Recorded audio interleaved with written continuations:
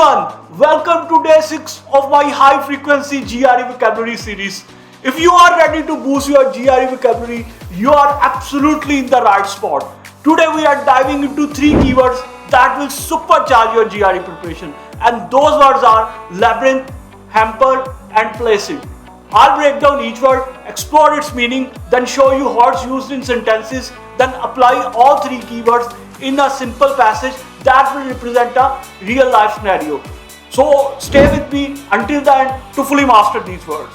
Ready to get started? Let's jump into our first word, and that is labyrinth. Labyrinth means a complex path or maze.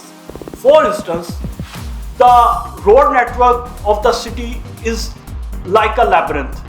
It's very difficult to find your way, or it's very difficult to pass through this jungle as its paths are just like a labyrinth.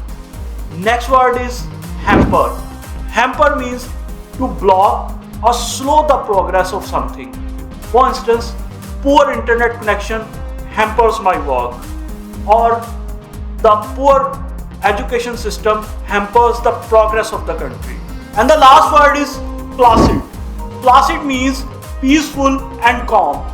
For instance, he remains placid in stressful situations, or I love to spend time in that placid park.